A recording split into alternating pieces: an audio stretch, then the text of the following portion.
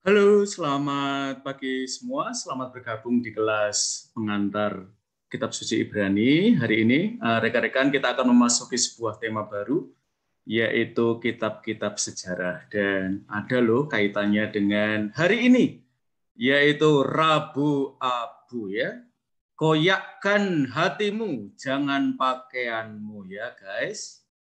Jadi tidak perlu mengoyakkan pakaian hari ini. Yang perlu dikoyakkan adalah hati Anda semua. Nah, kita mau ngobrol-ngobrol tentang kitab-kitab sejarah.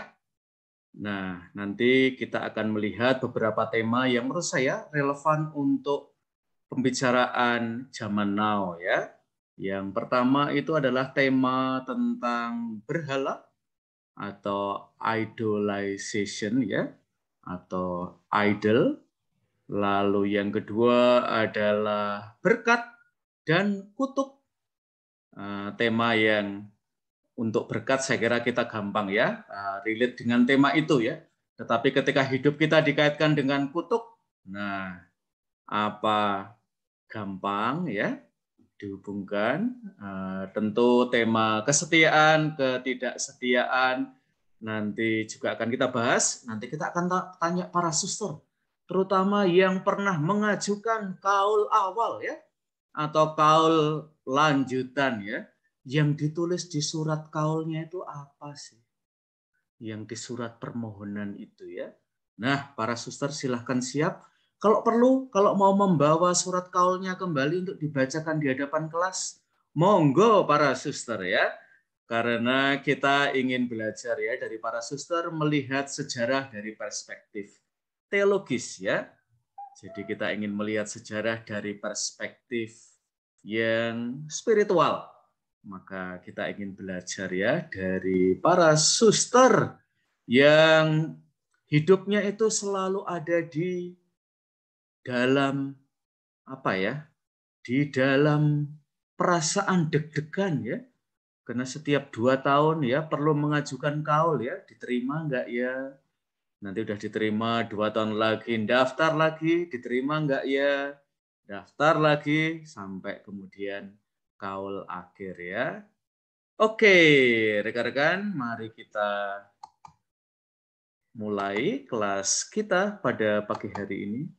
Apakah kalian tadi sudah ada kelas yang sebelumnya? Sudah ada, Romo. Oke, waduh, mudah-mudahan sampai ya guys. Saya tahu berarti kelas jam 7 atau jam 8 ya. Oke, rekan-rekan, kitab sejarah adalah kitab-kitab yang kita pelajari setelah kitab Pentateukh atau kitab Taurat. Nah, kitab-kitab itu kitab mana saja? Yosua, Hakim-Hakim, Ruth, Samuel, dan Raja-Raja ya. Ini adalah 5 kitab yang akan kita pelajari pada pagi hari ini. Dan nanti karena ada misa Rabu Abu di kampus jam 1 ya, kita kuliahnya tidak perlu sampai jam 2 ya guys. Kita kuliahnya sampai jam 12 saja atau jam 11.50. Nah, teman-teman, kisah Ruth saya gunakan pada awal mata kuliah ini karena perempuan. Dan nanti salah satu tema yang akan kita bicarakan juga adalah tentang lian atau the other ya.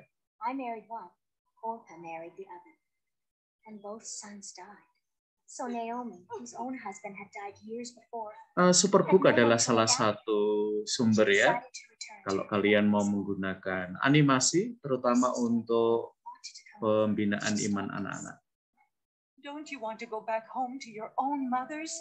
May the Lord give each of you another husband and a home of your own. My sister-in-law went back home, but I stayed with Naomi. Wherever you go, I will go. Wherever you live, I will live.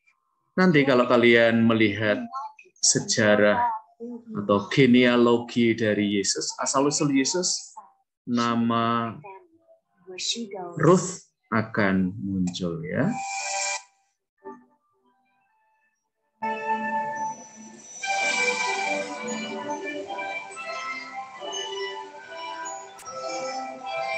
nanti mudah-mudahan ya melalui katekese audiovisual atau katekese digital ya, harapannya kalian ikut menambah jumlah sumber pembelajaran ya yang bisa digunakan untuk terutama pembinaan iman anak, ya, remaja, kaum muda.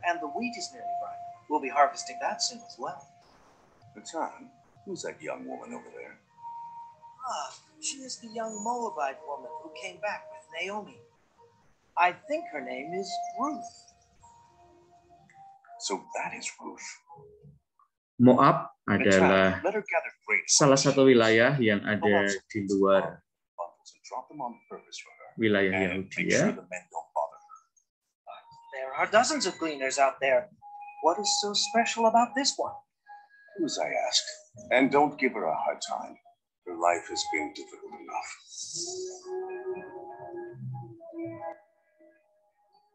Nah, kisah Rut ini terutama menarik rekan-rekan. Kalau kita melihat kisah Lian adalah the other ya, orang yang seringkali berada di wilayah lain dan tidak selalu mereka mendapatkan perlakuan yang baik ya, karena mereka adalah orang yang masuk dalam budaya lain dan bahkan bangsa lain. Good. Do as he said, my daughter. You will be safe with him. Setiap budaya biasanya punya cara pandang terhadap lian.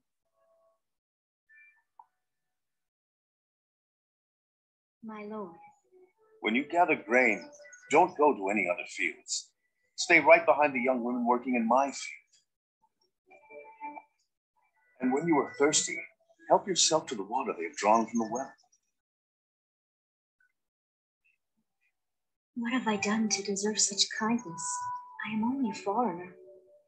Yes, I know. But I also know about everything you've done for your mother-in-law since the death of your husband. I've heard how you left your father and mother to live here among complete strangers. I pray that the Lord, God of Israel, will reward you for what you have done. You have comforted me by speaking so kindly. It is lunchtime. Come, help yourself to some fruit.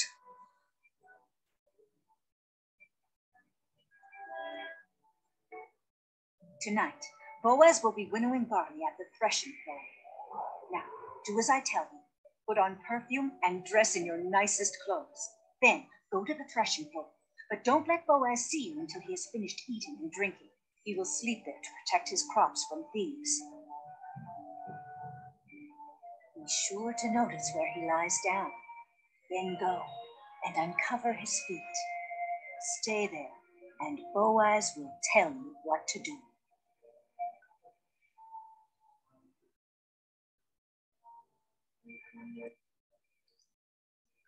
Hidup sebagai lian itu ada kerentanannya ya.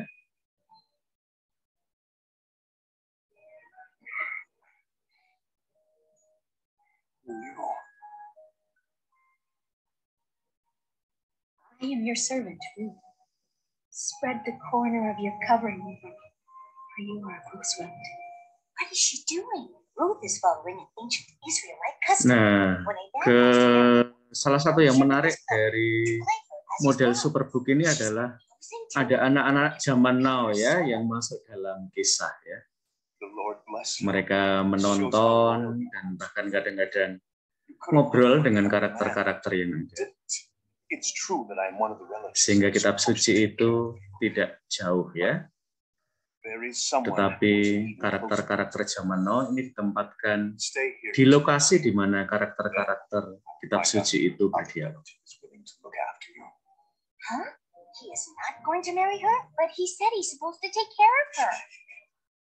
If he isn't, I promise by the living God to do it myself. Now go back to sleep until morning. Naomi has come back from Moab and is selling the land that belonged to her husband. You are his closest relative and have the right to buy the property. If you want it, you can buy it now.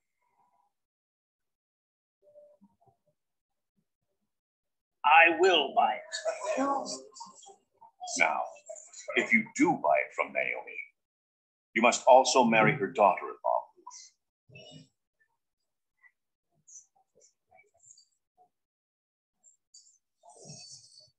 Then I can't buy the land because I already have a family of my own. You may buy it yourself.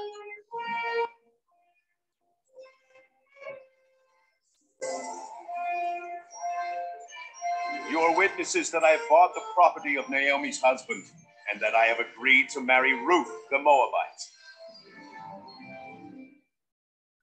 So Boaz took Ruth into his home and she became his wife. Then Ruth had a son, and they named the baby Obed.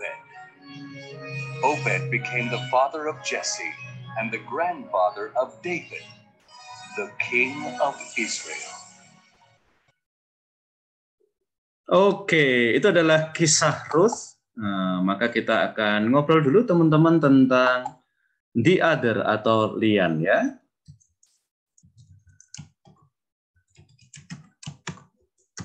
Nah, buat kalian yang belum familiar, the other atau lian ya. Ini adalah sebutan untuk menyebut orang dari budaya lain atau dari bangsa lain ya. Dan setiap budaya biasanya punya persepsi tertentu tentang orang dari budaya lain atau dari bangsa lain, termasuk nanti kalau dia sekaligus tidak hanya the cultural other ya, itu kalau orang dari budaya lain, melainkan juga the religious other ya. Nah, lian itu bisa macam-macam ya. Mungkin di Indonesia sekarang ini ya, ikatan primordial kita ya, itu lebih ditentukan barangkali oleh agama ya. Bisa juga budaya ya, dan itu yang seringkali kita omongkan dengan sara ya. Oke, kita ngobrol-ngobrol dulu. Mbak Mei. Selamat pagi Mbak Mei. Pagi. Oke, Mbak Mei ini orang mana toh? Surabaya dong. Orang Surabaya, oke. Tinggal di mana, Mbak? Sekarang lagi di Sleman tapi. Oke, kamu aslinya Surabaya ya? Iya, Surabaya. Oke, orang Surabaya. Sudah tinggal di Sleman ya? Ya. Orang Surabaya atau kamu lebih nyaman disebut orang Surabaya atau orang Jawa Timur?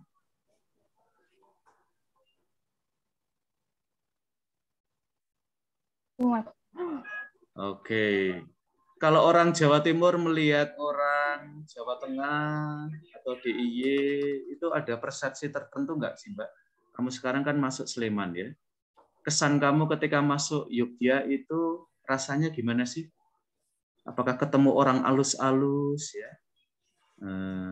Atau gimana? Persepsi kamu terhadap orang Jawa ya, mungkin Jawa Tengah, DIY yang sekarang kamu masuki itu ya. Lebih sopan aja sih, lebih kalem, sopan, bahasanya juga enak. Oke, kalau orang Jawa Timur gimana sih? Kasar loh, kasar. Sama-sama bahasa Jawa, cuma kasar aja orangnya.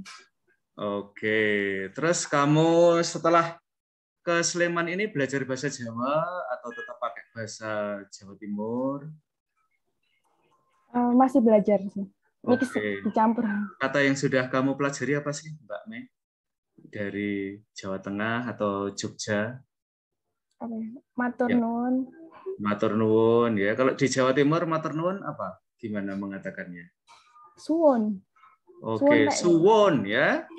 Jadi teman-teman kalau ada yang ngomong suwun ya, itu untuk orang Jawa Timur sudah halus ya. Nah, nanti kalau pengen lebih halus menurut Jawa Tengah atau Jogja ya, matur nuwun ya. Nah, bahkan bisa ditambah matur nuwun sangat. Ya, apalagi kalau sambil membungkukkan badannya ya, itu tambah perfecto ya. Oke, Mbak Mei. Sekarang saya tanya ya, ini agak lebih personal ya. Orang Jawa Timur itu kalau milih jodoh kira-kira akan lebih pilih orang Jawa Timur atau terbuka pada orang-orang dari Jawa atau bahkan pulau-pulau lain, Mbak?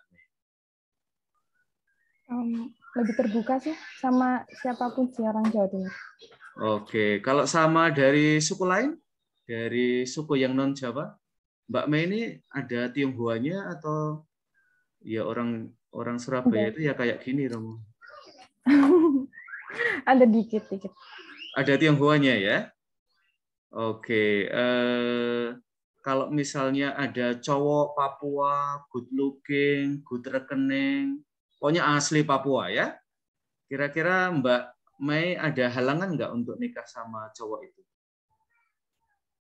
Nggak tahu ya, karena mama asli Jogja, jadi saya disuruh cari Jawa juga. Oke, jadi karena mama saya dari Jogja, my future husband ya, mudah-mudahan dari Jawa juga ya. Wah, saya masuk kualifikasi nih ya. Bapak saya Solo, ibu saya Solo, bapak saya Jogja ya. Jadi ini kombinasi yang baik untuk saya ya. Meskipun dari segi usia saya nggak masuk kualifikasi ya, jadi saya sadar diri. Oke, Mbak Mei. Terima kasih, Mbak Mei. Ya, sekarang kita cari yang Batak-Batak ya. Yuk, siapa? Gultom atau Norbertin ya? Orang Batak ini juga sangat terkenal ya. Orang Batak ini termasuk kelompok yang suka merantau ya, teman-teman. Dan karena merantau ini pasti ketemu dengan budaya-budaya lain ya. Suster Norbertin ini kalau di Jogja tidak menderita banget sih, makanan Batak banyak ya di Jogja ya. Tinggal good rekening atau tidak ya. Oke, Suster Norbertin, kita boleh tahu nggak, Suster? Kalau dalam budaya Batak itu, apakah kalian itu beda-bedain orang, Suster? Kalau kami di sana ya tidak membeda-bedakan, Romo, karena kan semua sama. Memang ada sih orang Jawa di sana, ada orang Flores. Kalau di tempat kami ya, itu orang Jawa itu ada tempat khusus mereka. Jadi yang di daerah kami itu ya orang Batak semua. Jadi tidak ada yang membeda-bedakan. Palingan membedakan ya karena beda marga itu aja. Kalau mengenai itu tradisi budaya enggak. Oke, ada istilah teman-teman, siapa tahu berguna ya. Ghetto. Ghetto itu adalah ketika sebuah wilayah itu dibagi-bagi berdasarkan suku ya. Maka ada kalau di Jakarta ada Kampung Ambon, Kampung Melayu, Kampung Bugis, dan Kampung Makassar. Jadi yang tinggal di daerah segitu kurang lebih satu suku ya, kalau ada percampurannya, tapi kelompok dominannya masih dari sebuah suku ya. Dan kelihatannya tadi Suster cerita juga kurang lebih begitu ya.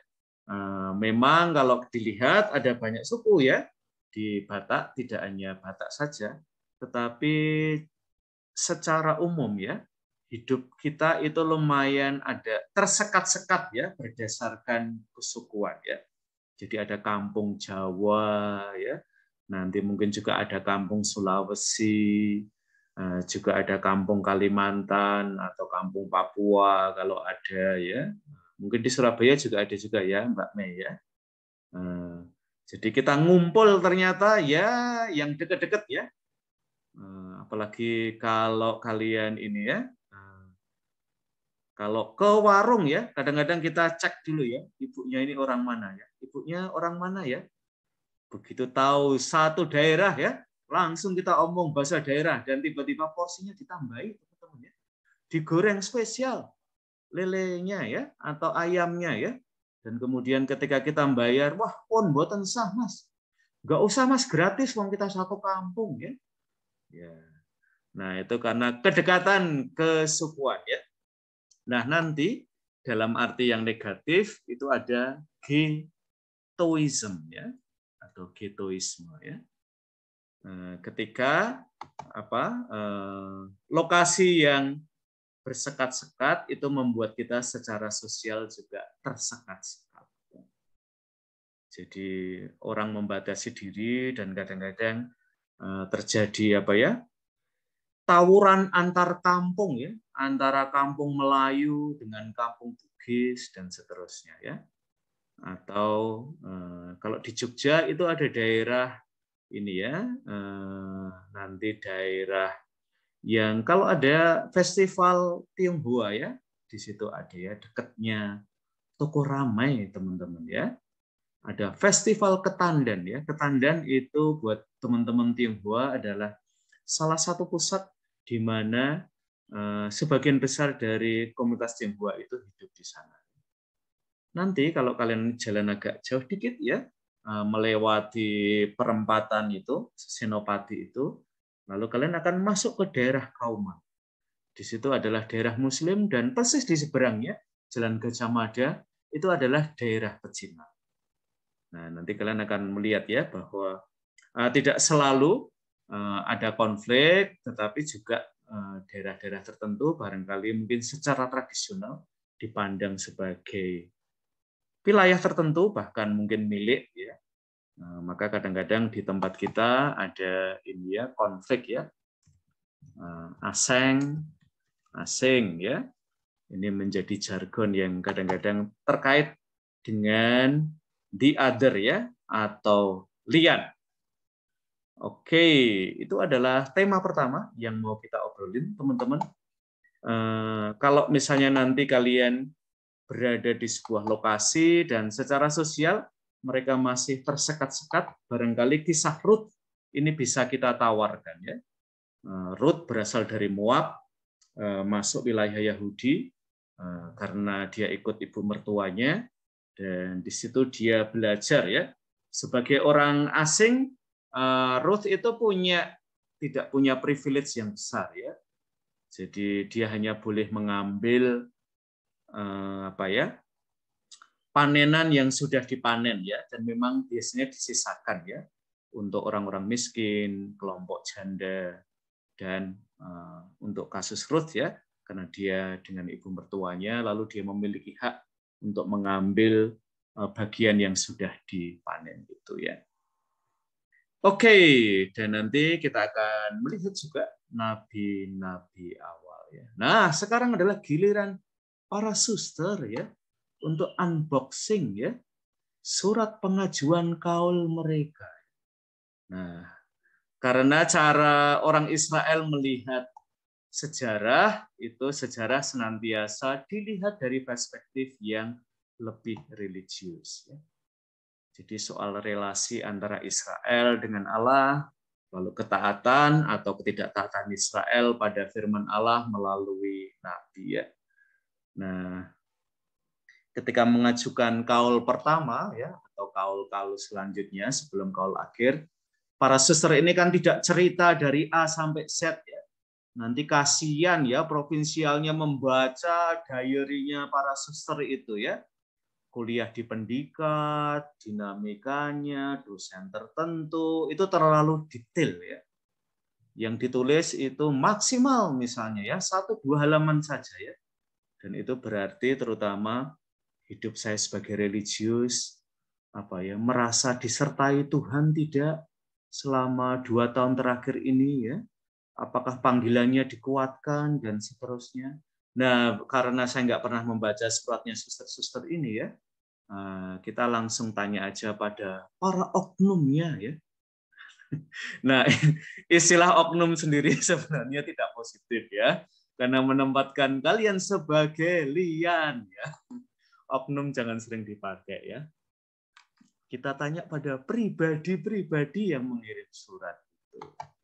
Oke, kita mulai saja dari Suster Gultom ya. Ya, suster pernah ngirim surat pengajuan kaul, suster? Tiap tahun, Rom. Oke, tiap tahun ya. Pasti berdebar-debar ya. Ini sudah agak lumayan ya, masih Maret, masih agak lama ya. Tapi nanti saya membayangkan ya, Oktober, November, wah tambah berdebar. Boleh tahu nggak, Sus?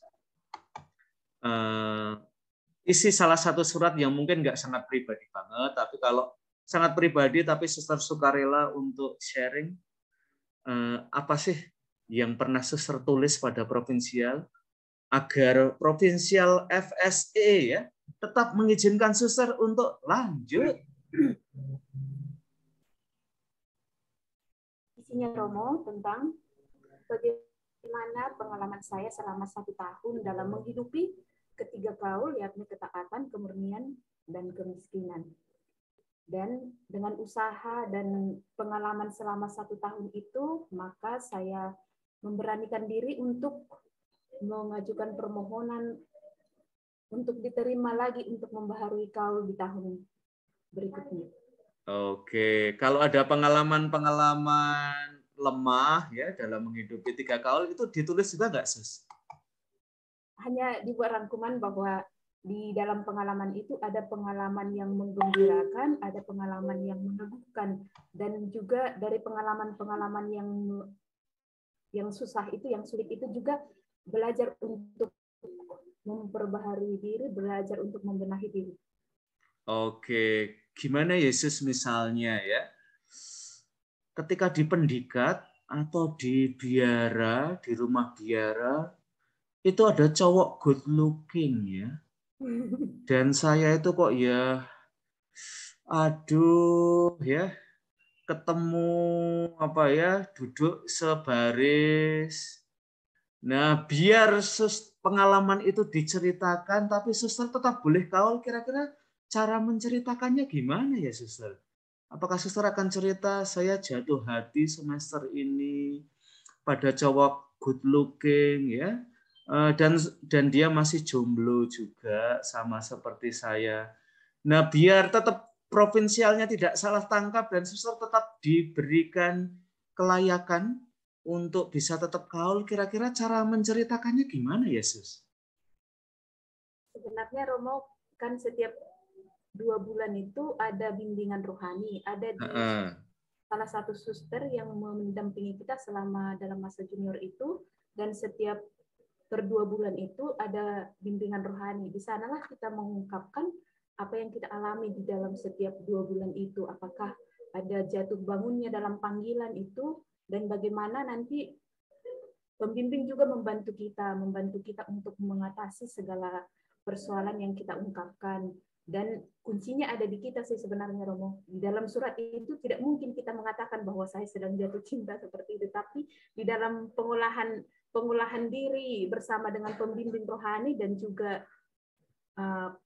pimpinan komunitas ya Romo, setiap per 3 bulan dengan pimpinan komunitas juga itu sangat membantu. Oke, gimana ya suster cerita tentang jatuh cinta agar tidak disalahtafsirkan pembesar sebagai pelanggaran atas kaul keperawanan ya. Tetapi secara spiritual positif itu gimana suster ceritanya? Di suster memaknainya ya. Siapa tahu nanti kalau saya mengalami hal yang sama, saya bisa belajar dari suster ya.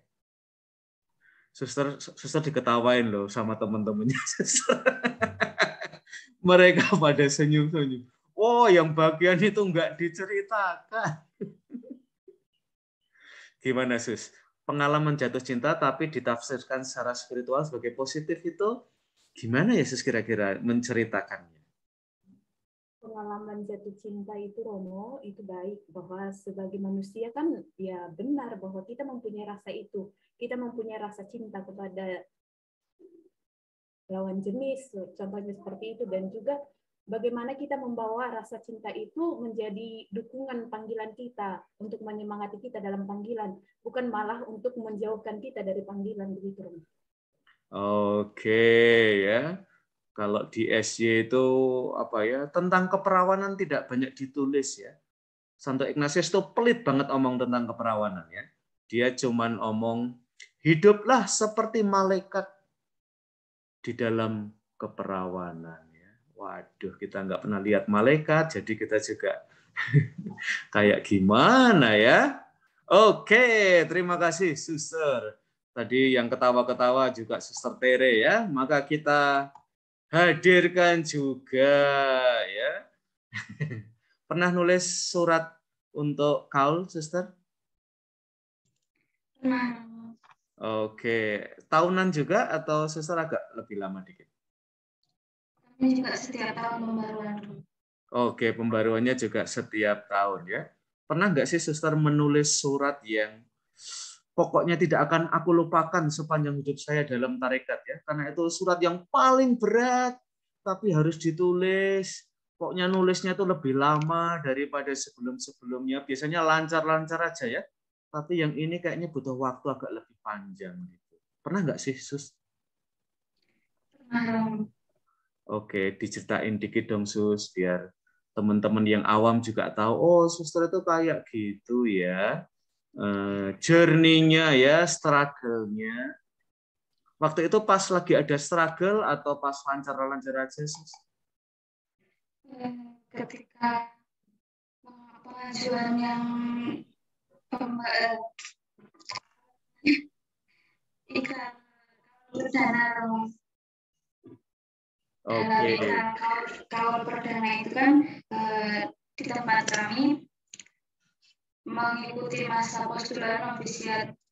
Nah, novisiat itu novis 1 dan novis 2. Nah, ketika sudah masuk di novis 2 itu ya setelah banyak hal yang saya pelajari khususnya untuk mengajukan suatu pengikraran kaul itu yang kadang dalam perjalanan 3 tahun itu tuh ada pergulatan seperti itu.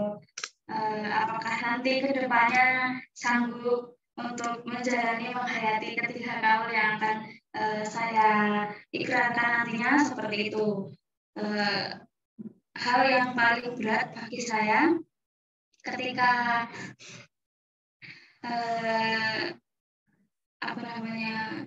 merenungkan kaul ketaatan, karena ketika saya sendiri melanggar ketaatan itu otomatis yang keduanya antara kemiskinan dan kemurnian itu akan melanggar juga seperti itu.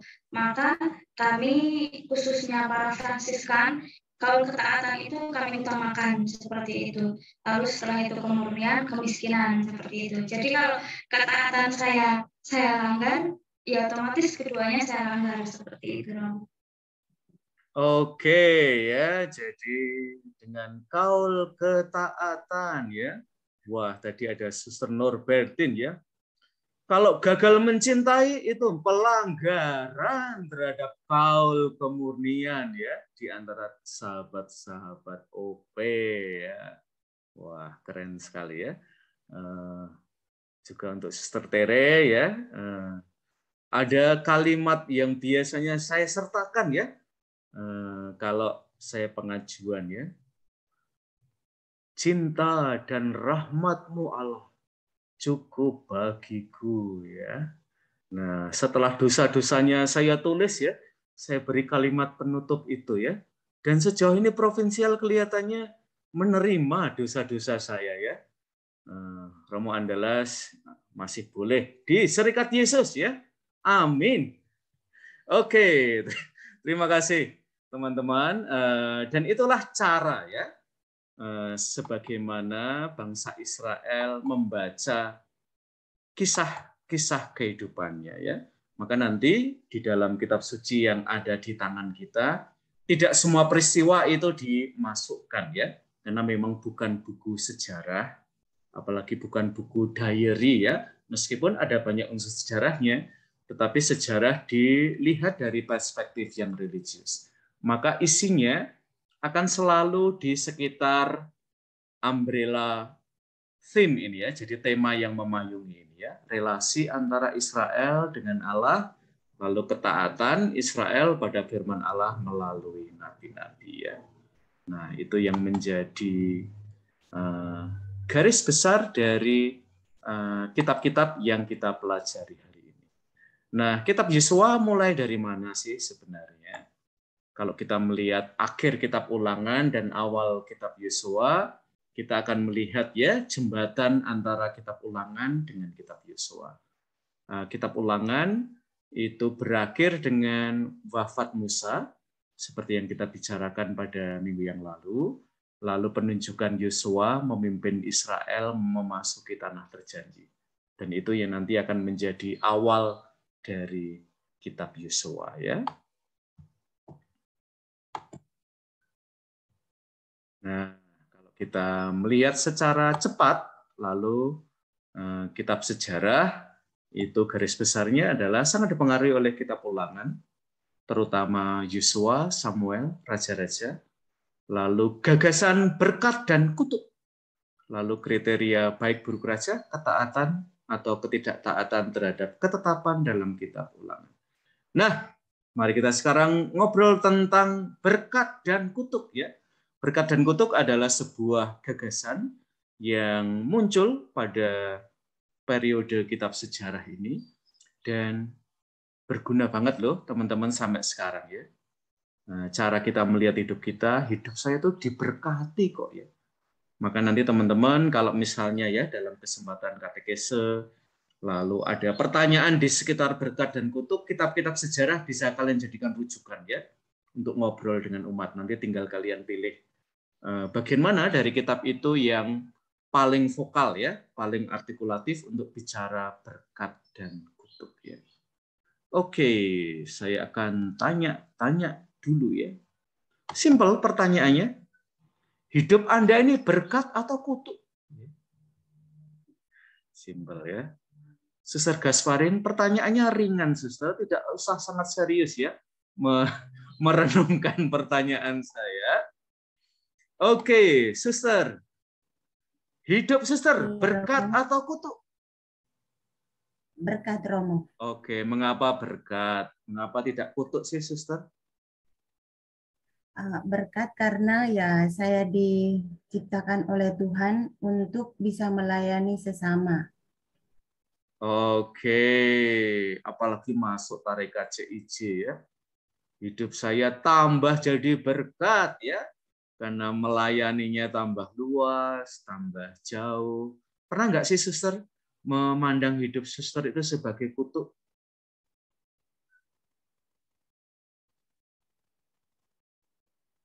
Pernah sih, Romo. Ini yang harus kita dengarkan, ya. Kapan sih Suster merasa hidup saya itu kadang-kadang tidak jadi berkat, malah jadi kutuk, ya? Kapan sih Sus merasa kayak gitu? Jangan khawatir, provinsial tidak ada di kelas ini. Jadi tidak akan mempengaruhi pengajuan kaulnya, Suster.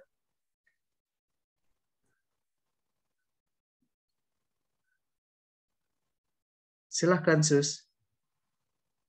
Pada momen apa Suster merasa kadang-kadang saya melihat hidup saya lebih sebagai kutuk daripada berkat?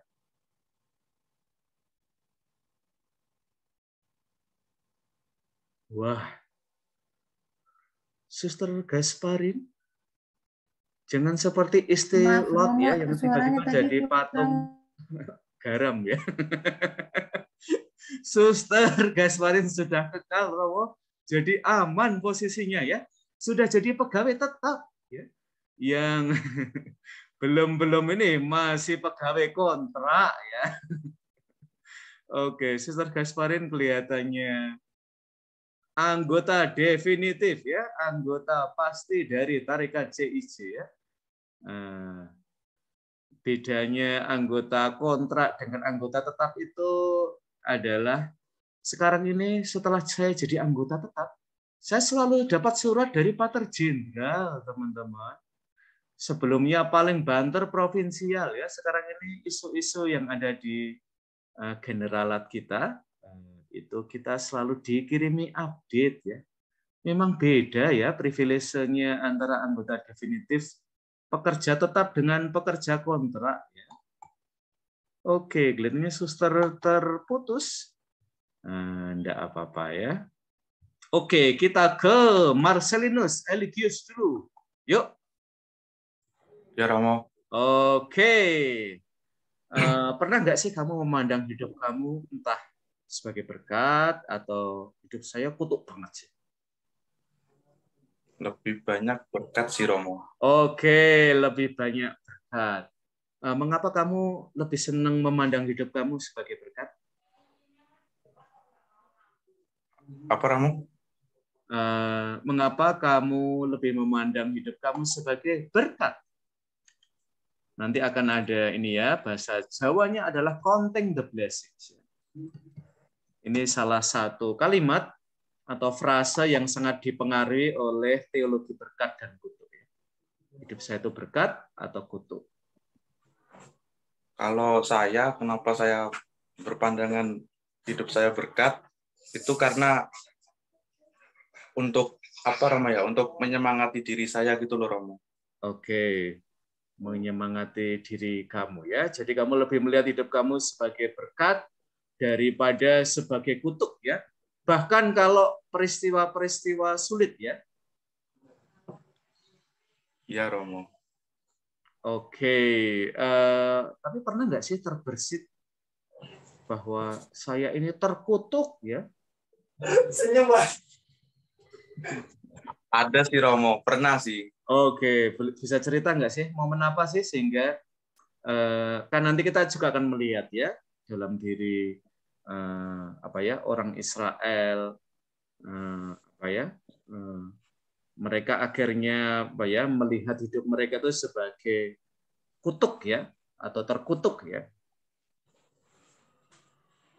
Ya. Ketika apa ya Romo ya? Oh, ketika saya belum bisa membanggakan kedua orang tua saya Romo. Oke, kamu punya cita-cita kira-kira membanggakan orang tua mulai usia berapa sih, Marcelinus? Dari SMP gitu Romo, karena saya tuh dari apa ya?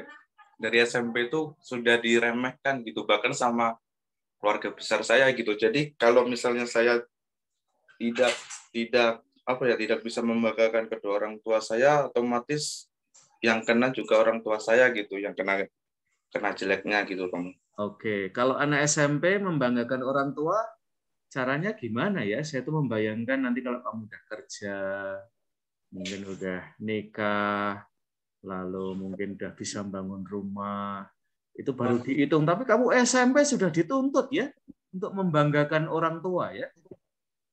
Bukan kalau anak gitu. SMP gimana ya caranya ya, Marcelinus? Bukan, tapi lebih ke kayak apa ya, kayak kita harus sadar gitu loh Romo. Ya, mungkin dengan nilai sih Romo. Oke, kalau misalnya sekarang ini ya kuliah gitu, kira-kira membanggakan orang tua masih sama dengan nilai atau dengan sesuatu yang lebih daripada nilai, Marcelinus? Lebih ke pengembangan sikap sama karakter sih Romo. Kalau saya karena saya belajar dari kuliah, juga belajar dari pengalaman dari teman-teman juga, para dosen juga gitu. Jadi bisa membentuk diri gitu Romo. Oke ya. Jadi teman-teman, gagasan berkat dan kutuk ini tidak hanya ada dalam kitab suci Ibrani ya, tetapi teologi berkat dan kutuk ini nanti juga akan muncul ya dalam kehidupan iman kita sehari-hari ya, cara kalian memandang sebuah peristiwa dalam hidup.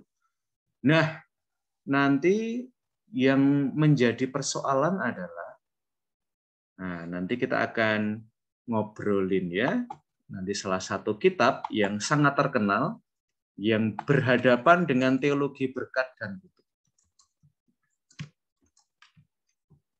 yaitu kitab Ayub.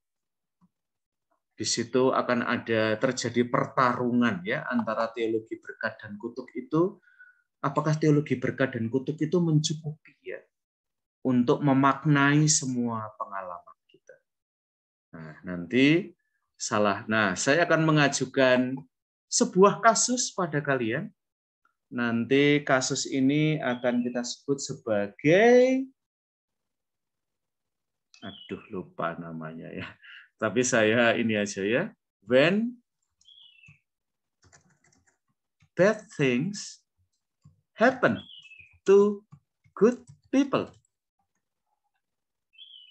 Ketika hal-hal yang buruk terjadi pada orang-orang yang baik.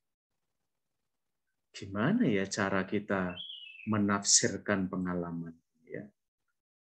Nanti di dalam teologi ada Saya ingat teman-teman ya.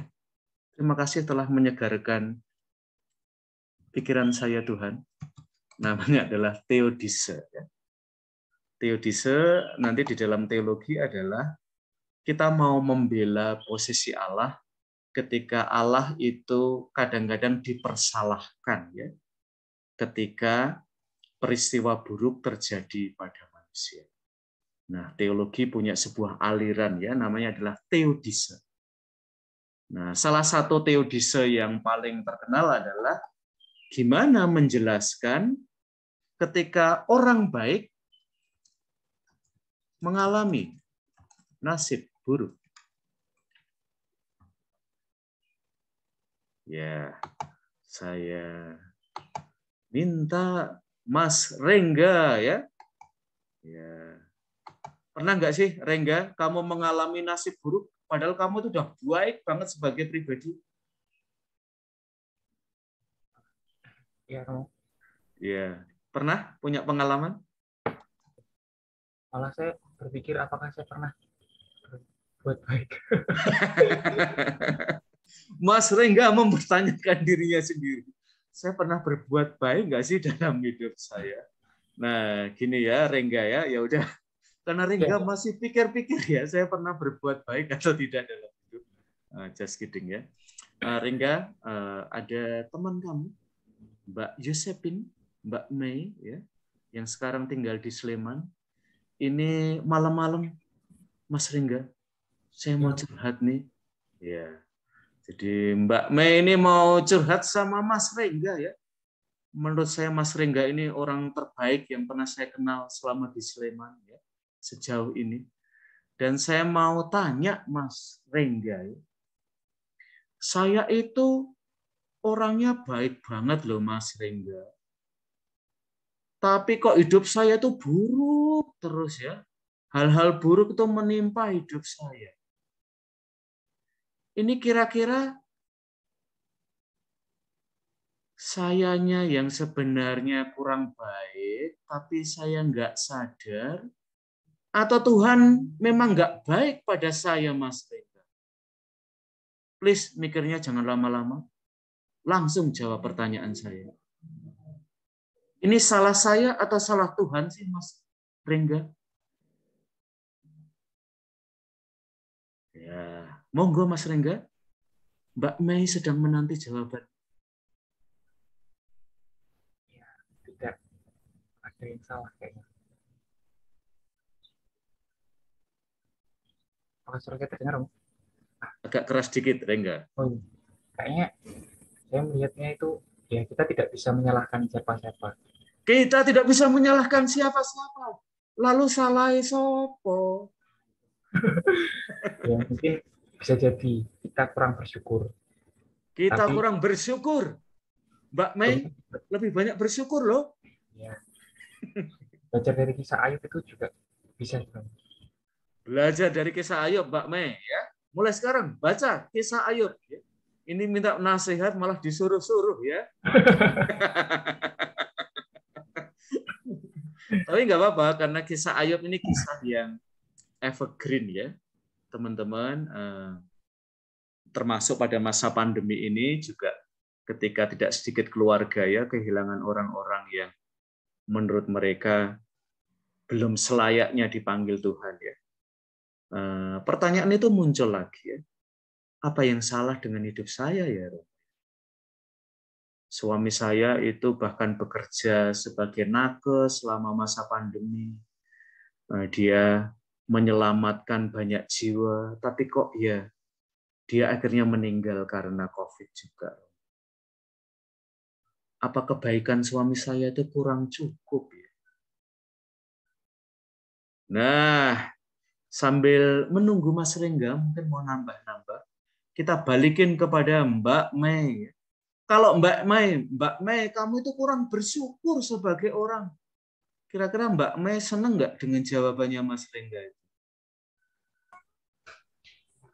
Iya, dulu saya seperti itu.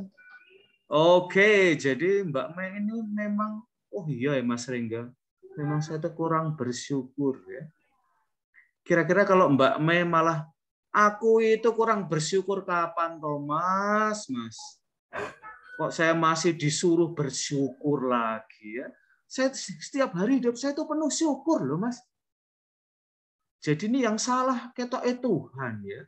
Bukan saya yang kurang bersyukur ya, tapi Tuhan yang kurang baik pada saya. Nadanya ditinggikan ya. Kalau ada yang omong gitu gimana, Mas? Menurut saya ini bukan kesalahan saya. Saya sudah bersyukur, saya sudah berbuat banyak hal yang baik. Ini soalnya Tuhan ini. Tuhan kurang baik pada saya. Kira-kira Mas Ringga mau memberi tanggapan apa? Kalau Mbak Mei ngegas kayak gini. Saya memberi tanggapan, justru dengan begitu sebenarnya Tuhan menunjukkan kebaikannya. Tuhan perhatian. Justru dengan itu Tuhan mau menunjukkan kebaikannya. Tapi ngasih masalah. Tuhan itu pengen ini, Mei mungkin biar lebih kuat. Biar Mbak Mei lebih kuat ya. Oke, Mbak Margareta Wahyu dan teman di sampingnya. Gimana nih? Kalau kamu juga dicurhati Mbak Mei ya. Setelah Rengga, wah Mas Rengga ini malah meminta saya melihat ini sebagai cara Tuhan mengajari saya. Wah, rapas. Lalu datang pada Mbak Margareta Wahyu dan Mbak Imelda. Tengah malam ya, bangun-bangunin kalian. Pokoknya kalau belum dijawab, kamu nggak boleh off cam dulu ya. Oke, Romo. Ya. Dengerin dulu rengganya Romo sampai dia curhat kayak gitu.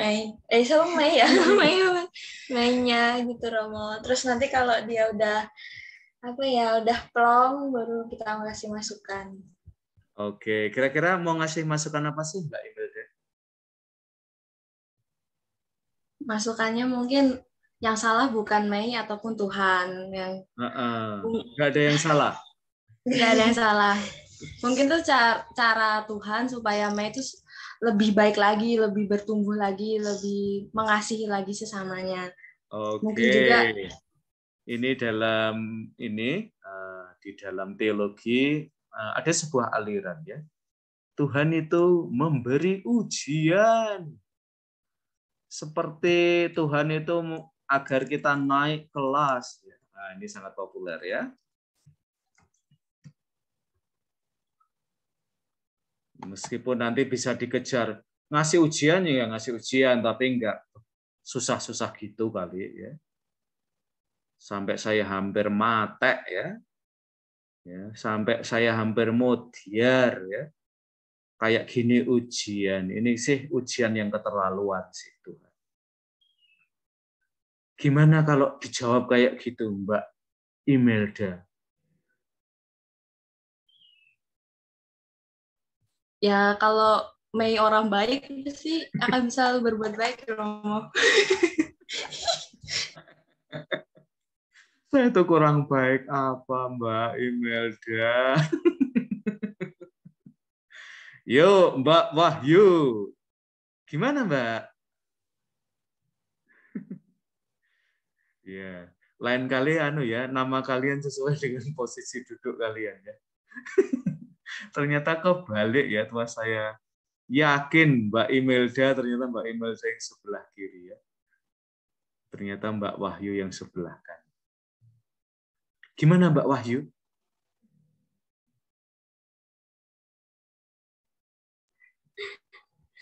Bingung Romo.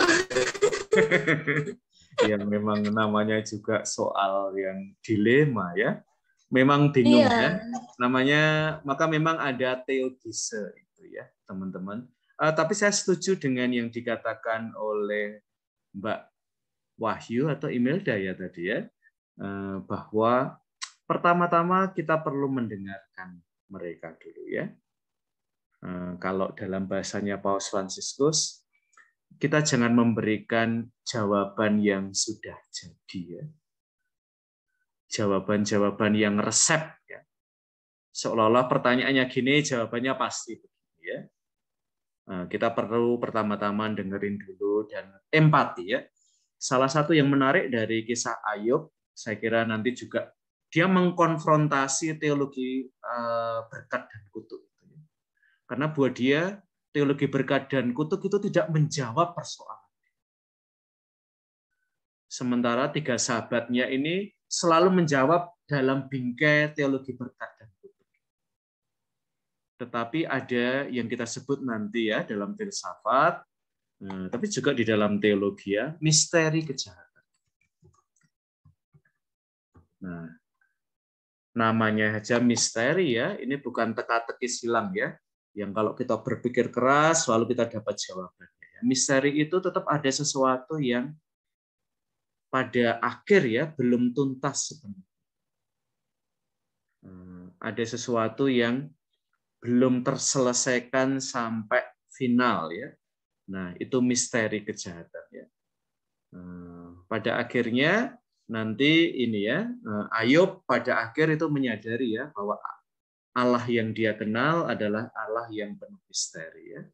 Tidak seperti Allah yang sudah dia tahu di kepalanya ya. Allah itu jauh lebih misteri daripada yang sudah dia tahu. Dan ketika dia mengkonfrontasi Tuhan, dia juga mengoreksi ya gagasan-gagasannya tentang Allah. Oke, teman-teman, itu adalah tema yang kedua setelah tema lian ya. Nah, kita akan break sebentar ya. Tema yang ketiga adalah tentang berhala. Nah, di dalam kitab Yosua itu sebenarnya sudah mulai ya, ketika kemarin kita melihat Musa juga, ketika Allah itu dipandang tidak adil, lalu Bani Israel itu mulai ya membuat lembu emas untuk menjawab pertanyaan-pertanyaan mereka ya, ketika Musa itu absen dan pada waktu itu juga Allah yang selama ini ya dihadirkan oleh Musa juga absen ya. Lalu tertarik pada berhala-berhala atau ritus-ritus bangsa asing dan meninggalkan Allah. Ya, kita akan break dengan lagu ini ya. Nah, kita akan buru-buru banget sih. Bicara tentang idola ya, idol, idola. Subscribe dulu dong. Idola itu apa sih sebenarnya? Nah, mumpung lagi ada X Factor Indonesia 2021. Mari kita lihat. Nah, ini salah satu yang saya senang dengerin. Termasuk orang yang berjasa dalam hidupku ini. Kita seperjuangan dari kecil. Kita support. Jelas. Arek Malang. Ini aku udah punya pengalaman nyanyi sih sebenarnya. Cuma aku kurang punya kepercayaan diri buat masuk ke dunia situ. Next picture. Iya. Oh, ini oma saya. Rengga sama Mbak Mei mestinya vote untuk Alvin ya. Dan omaku sesama orang Jawa Timur. Kata-kata yang paling berkesan dari omaku buat aku itu omaku ngomong, kamu bisa ini itu bukan karena kamu, itu karena Tuhan. Tugasku cuma ngembangin aja sebenarnya. Namun ini, dulu aku lebih sering nyanyi di wedding karena dulu aku lebih ngabisin waktu bernyanyi itu buat teman-teman terdekat aja. Nyanyi di wedding sama di panggung efektor, groginya hampir sama, tapi satu grogi efektor sih karena kameranya di mana-mana. Adrenalinnya aku suka, takutnya itu loh yang paling sering. Setelah lihat foto-foto beberapa orang yang berjasa dalam hidupku nih, aku bersyukur supaya bisa berterima kasih ke orang-orang yang udah support aku. Nah, hidup sebagai blessing ya, tidak sebagai kutuk.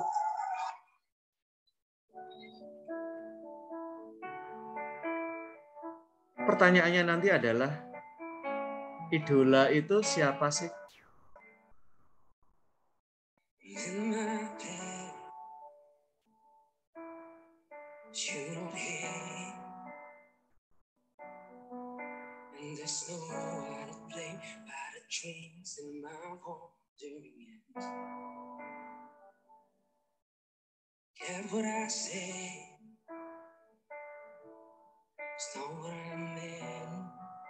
Kata idola dalam penggunaan sehari-hari itu lebih punya konotasi yang positif ya. Nah, kalian sebenarnya punya banyak idola loh. Orang-orang yang kalian follow di Instagram,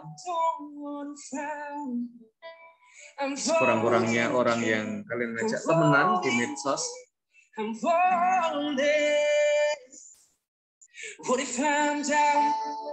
Dan ajang-ajang seperti ini menciptakan idola. I'm falling again, I'm falling again, I'm falling. The coffee's out. Had a peach with David, and it gives me, 'cause I know we run all the things we can say. And I get the feeling that you never need me again.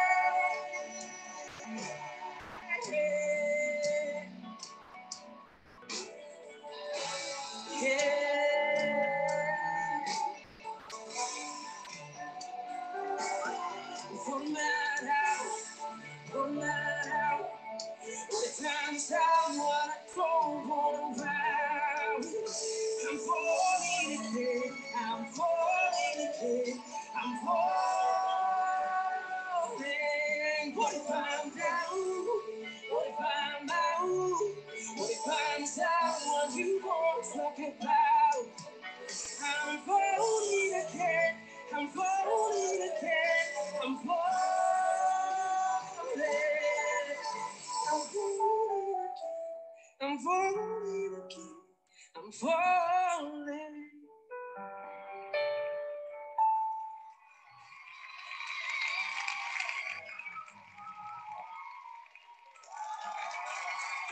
Oke, jadi idola itu apa ya? Nah, saya tanya suster lah ya. Mungkin suster yang agak jarang nonton TV ya. Hendrawati, SCMM. Iya, Romo. Halo, suster. Suka nonton TV nggak, sus? Nggak begitu, Romo. Oh, nggak begitu. Nggak ada yang menarik gitu, suster, di TV? Mungkin juga seperti Romo katakan faktor di biara keteraturan itu, jadi untuk nonton pun harus dijadwalkan begitu, Romo. Waduh, menderita sekali ya hidup di biara ya. Oke, suster. Tapi suster tahu nggak sih orang-orang yang jadi idolanya orang muda?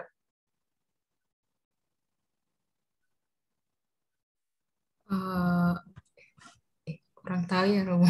Karena untuk ketentuan idola itu kan masing-masing punya kriterianya, Romo. Jadi Oke, kalau idola menurut suster apa sih? Dari kata idola itu sendiri bahwa seseorang atau yang kita mungkin jadikan idola itu ketika kita melihat hal-hal baik yang mungkin juga menjadi nilai lebih dari pribadi tersebut yang mungkin kita belum miliki atau kita sudah ada memiliki tetapi ingin mengasah lebih baik, sehingga kita dengan melihat idola itu mungkin juga memotivasi kita untuk menjadi seperti apa yang kita idolakan, di mana ketika kita mengidolakan seseorang berarti kita ingin seperti pribadi tersebut, kira-kira begitu. Oke ya. Nanti Buddha misalnya itu memberikan sesuatu yang menarik ya tentang idola ya. Buddha itu pernah mengatakan kalau seorang guru menunjuk ke langit dan seorang murid hanya melihat telunjuknya si guru, bukan arah telunjuk dari guru, dia belum bijaksana ya. Seorang murid itu on the way pada wisdom ketika telunjuk gurunya itu terarah ke langit dan murid itu melihat arah telunjuk gurunya ya, bukan telunjuk gurunya. Oke, Suster Hendrawati SCMM. Idolanya suster ki jane sapa ya? Boleh disebut suster salah satu selain Yesus tentu? Atau pendiri tarekat ya? Mungkin idolanya seperti Santo Vincentius Roma sebagaimana Oke, selain Santo Santa lah suster. Saya tahu hidup kalian itu sangat religius, tapi masa nggak punya seseorang yang tidak santai-santai sih yang kita melihat ada sesuatu dari diri kita yang kita perlu kembangkan gitu. Saya aja punya banyak idola loh. Bunga Citra Lestari saya juga suka. Itu salah satu idola saya sih. Kalau nyanyi kayaknya adem lihat ya. Suaranya sih dulu nggak agak pas-pasan ya Bunga Citra Lestari, tapi lama-lama dia bagus juga nyanyinya. Baik Romo, salah satu saya ambil dari pemeran stand up komedi terkenal itu yang menjadi idola saya itu Mongol Romo. Apa? Mongol. Oh iya, kok Roni Mongol sih terus? Salah satu yang saya senangi dari Mongol ini, pertama bahannya itu memang benar-benar dari pengalaman hidup nyata, dan kemudian juga kesaksian-kesaksian yang diberikan di mana latar belakangnya dia Mongol itu benar-benar menerima latar belakangnya yang mungkin kebanyakan orang ketika bagian dari orang kurang beruntung seperti Mongol itu adalah seorang anak yatim piatu. Tetapi dia seperti pernah dikatakan dalam sebuah konten, Mongol itu tidak pernah dendam walaupun anak yatim piatu ditinggal oleh ayahnya dan ibunya sudah meninggal. Nah itu dengan mungkin dalam menseringkan itu juga Mongol benar-benar dari auranya kita melihat bahwa tidak ada mungkin rasa dendam terhadap orang tuanya yang sudah mungkin menelantarkan dia. Dan juga kesaksian-kesaksian yang diberikan bahwa Mongol pernah itu aliran setan itu loh Romo, tetapi kemudian dia bertobat menjadi Kristen itu, dan setiap dia mungkin stand up begitu Romo, dia selalu mengatakan, dia dengan yakin menyatakan kepercayaannya, jadi dia tidak mengkhianati imannya demi mungkin karir begitu Romo. Itu salah satu yang nilai plus yang saya dapat dari Mongol. Makasih. Oke, wah Suster harus sering nonton Kompas TV ya, dan beberapa channel yang lain yang suka ada stand up komedinya ya Sus. Cuman waktunya mungkin nggak cocok ya dengan ritme biara ya. Nah, nanti dicek ya Sus. Tapi sekarang kan ada YouTube ya, jadi Suster bisa menyesuaikan ya nonton stand up komedi dengan acara biara ya. Mungkin nanti salah satu renungan doa malam biara gitu ya, disetelkan salah satu stand up komedi ya, mungkin akan lebih menyentuh ya. Yuk sekarang kita tanya, yuk Nicholas Abimanyu. Ya. Ini dari seseorang yang hidup di biara dengan seseorang yang ada di luar biara. Yuk, Nicholas Abimanyu. Dan setelah ini nanti Mbak Sally, Ebi, dan Tasya ya. Ada trio yang di satu frame ya. Oke, Nicholas. Punya idola nggak sih, Nicholas? Kalau idola punya Romo. Oke. Idolamu siapa sih kalau saya boleh tahu? Kalau idola saya tuh kiper Chelsea, Romo, Eduardo Mendy. Kiper Chelsea yang kemarin miss penalti itu atau bukan ya? Yang Eduardo Mendy, Romo. Oke. Kemarin ada yang nendang bolanya ketinggian ya sehingga kalah Chelsea ya di Carabao Cup ya. Saya nggak nonton pertandingannya, saya cuma nonton highlight-nya. Nyesek bener nih, Romo. Nyesek ya. Apa sih yang menarik dari sosok itu? Oh, ya. Saya kok nggak pernah mikir orang itu ya. Kalau kiper itu ya yang ada dalam benak saya, Gigi Buffon ya, Gigi Buffon, lalu Iker Casillas, lalu sekarang Thibaut Courtois.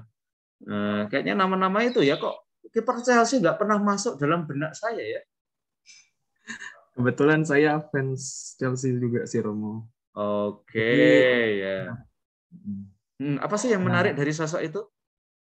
Kenapa saya tertarik dengan Eduardo Mendy? Jadi kisahnya itu sebelum dia bergabung dengan Chelsea, waktu itu dia sempat nganggur 3 tahun menjadi seorang pesepak bola. Selama 3 tahun ini dia itu cuma jadi cuma mencari pekerjaan sampingan, dan pekerjaan sampingannya itu kadang-kadang tidak mencukupi kebutuhan hidupnya. Nah, setelah itu, sebelum itu juga, dia itu selalu diremehkan oleh orang lain. Habis itu, ketika dia masuk ke ketika dia bergabung dengan Chelsea, dia juga masih sempat diremehkan oleh beberapa orang, termasuk netizen yang menganggap dia tuh bukan kiper terbaik di dunia. Dan semakin ke sini, dia semakin menunjukkan kualitas permainannya dengan melakukan beberapa save terbaik di Liga Champion, Liga Inggris. Nah, dari situ orang-orang yang dulunya meremehkan dia sempat terpukau. Sangat terpukau dengan penampilan dia yang saat ini bisa membuat orang itu terkejut. Yang dulunya diremehkan, sekarang dia mampu menunjukkan kemampuan terbaiknya. Dan sampai sekarang, dia dinobatkan sebagai kiper terbaik di dunia. Begitu, Romo. Oke, jadi benar-benar ini ya, from zero to hero ya. Itu yang menurut Abimanyu, Nicholas menarik perhatian kamu ya dari sosok itu. Oke, ada kekurangan nggak sih dalam diri orang tokoh yang kamu sebut tadi? Apakah ini ya kiper yang kulitnya black gitu ya? Iya, Romo. Oke ya. Saya lihat beberapa kali ya. Karena kebetulan saya nggak terlalu senang Liga Inggris sih, jadi jarang nonton ya. Tontonan saya Liga Spanyol ya, jadi jarang-jarang saya nonton. Tapi beberapa momen ya. Ada nggak sih kekurangannya Nicholas dari sosok yang kamu idolakan itu? Kalau kekurangannya sendiri itu, awal dia bergabung dengan Chelsea itu dia sempat kurang percaya diri. Apakah dia mampu menunjukkan kualitas terbaik di tim sebesar Eropa gitu. Yeah. Jadi dia itu masih sempat ragu-ragu dengan tawaran kontrak dari Chelsea, dan akhirnya dia meminta masukan dari ibunya waktu itu, dan ibunya menyuruh dia untuk tetap bergabung dengan Chelsea. Apapun yang terjadi, tunjukkan kualitas terbaikmu di tim tersebut, kata dia. Begitu. Oke, terima kasih Nicholas Abimanyu sudah memperkaya diskusi kita tentang sosok idola. Sosok itu tidak harus sempurna 100% ya. Barangkali dia punya kekurangan, tapi kekurangan itu tidak menghilangkan ya kekaguman kita pada sosok itu. Nah, teman-teman, terutama di dalam teologi nanti akan ada perbedaan ini ya.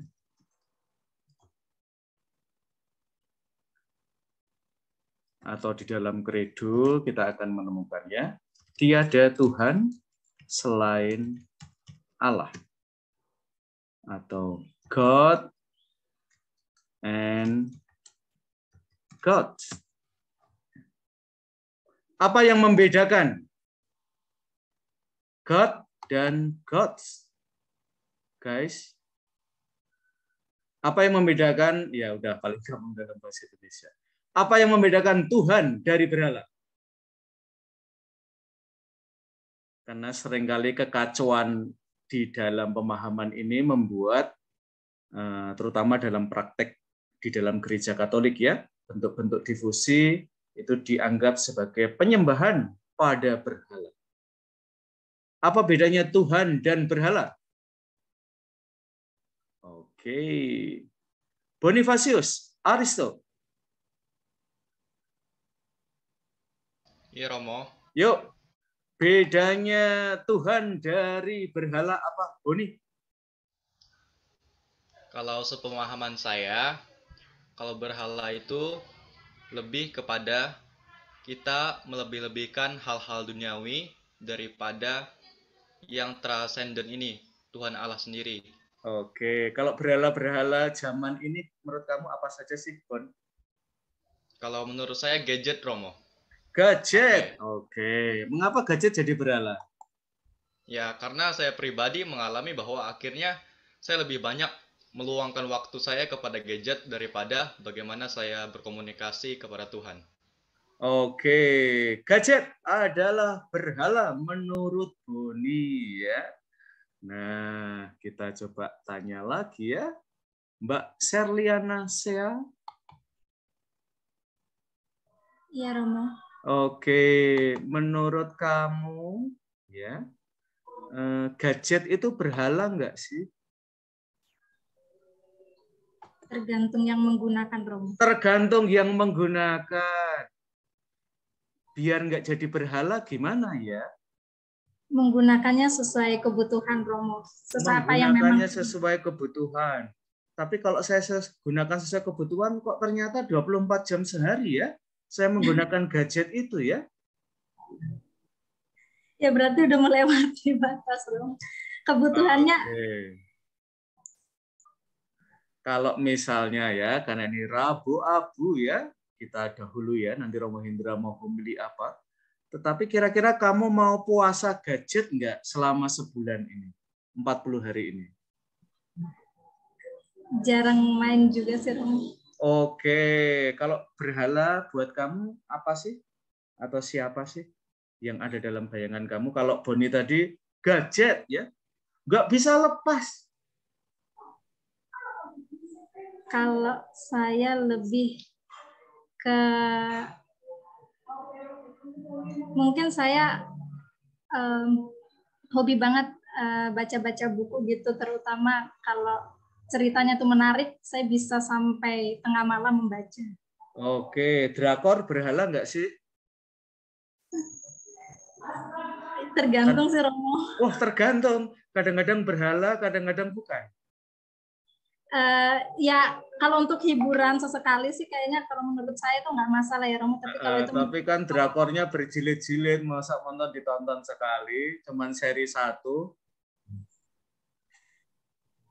Ya tergantung keputusan pribadi sih, Romo. Yang tergantung keputusan pribadi. Kalau menurut kamu nonton sinetron atau drakor Korea berseri-seri kan bagus banget ya. Seri 1 sampai 30 tak tonton semuanya ya.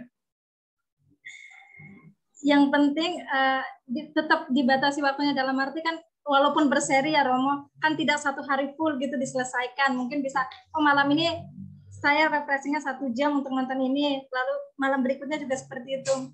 Tetap diatur. Kamu nonton layangan putus nggak sih?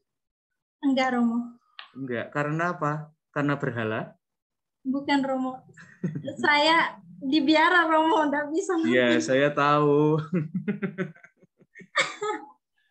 Tapi nggak pengen nonton Reza Rahardian gitu? Enggak, Romo, karena sempat baca sinopsisnya juga, ya kurang menarik bagi saya ceritanya, Romo. Yang kurang menarik bagian mana? Bikin kesal, Romo. Lanjut Norbertin ini pengikut layangan putus ya. Nggak suka dengan alur ceritanya aja, Romo. Yang alur ceritanya gimana sih kalau boleh saya tahu? Di saat laki-lakinya tuh selingkuh, tapi di saat itu pula dia pura-pura baik sama istrinya, Romo. Oke. Dan yang selingkuh tuh kok ya cakep ya. Reza Rahardian lagi ya. Biasanya kan dia tokoh protagonis ya. Oke, bisa jadi ini ya. Salah satu juga kenikmatan bisa menjadi idola baru kita ya. Nanti juga Paus Benedictus waktu itu ketika menyebut dosa, beliau menyebut kekayaan yang tanpa batas. Kayaknya di Indonesia ini ya, yang crazy rich itu ya. Kadang-kadang saya sih nggak terlalu mempertanyakan asal ini ya kekayaan mereka itu diperoleh secara halal ya, dan digunakan juga untuk hal-hal sosial. Tapi yang paling saya nggak suka itu kalau kekayaan itu kayak dia ya untuk mempermainkan orang miskin ya. Jadi menjadikan orang yang akan menerima itu sebagai objek ya. Jadi apa? Di prank dulu lalu baru dikasih uang ya.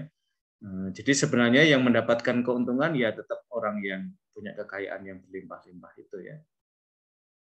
Atau nanti seperti di layanan putus ya. Yang dibayangkan adalah Kapadokia ya. Jadi orang itu kalau kaya itu dolannya ke Turki ya, ke Kapadokia ya, enggak kali orang ya kayak kita ya. ke itu ke Telaga Putri atau ke Tawangmangu ya, naik para layang ya. Naik para layangnya itu di Kapadokia ya, tidak di Tawangmangu ya, guys. Kita belum sangat crazy rich kalau baru ke Tawangmangu ya. Oke, apa lagi? Ya, sebentar. Saya tanya Maria Claret Fengi. Iya, Romo. Oke, Mbak Maria Claret Fengi. Ya, idola. Berhala zaman ini apa sih, Mbak? Tadi Mas Boni gadget. Kalau menurut saya sih itu ya. Sinetron yang nggak habis-habis itu membuat jadi berhala ya. Yuk, Mbak. Kalau menurut saya sih HP ya, Romo, karena saya mengalaminya. HP juga apa sih ya, karena saya juga mengalaminya. Contohnya tuh kalau pagi hari biasanya bangun, kadang tuh lupa berdoa, kadang langsung ambil HP, scroll TikTok, seperti itu, Romo. Iya, tak kirain kamu buka HP lalu mencari doa di situ, lalu berdoa. Ya. Kira-kira berani nggak sih kamu pada masa Prapaskah ini puasa HP?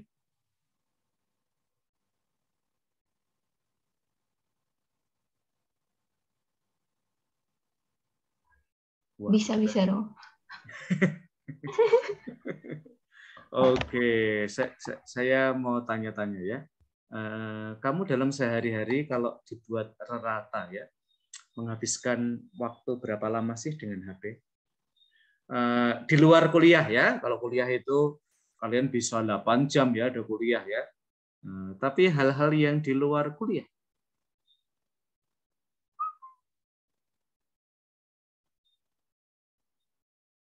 Bisanya 2 jam gitu, Romo. Oke, 2 jam. Kelihatannya kamu mentertawakan jawabanmu sendiri ya. Yakin 2 jam. Ya. Kalau 2 jam belum jadi berhala itu ya. Oke, teman-teman. Apa yang membedakan Allah dengan berhala? Ya. Saya akan merujuk pemikirannya John Sobrino ya. Allah dan berhala itu punya kemiripan.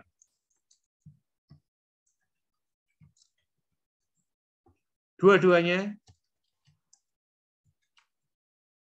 menawarkan keselamatan.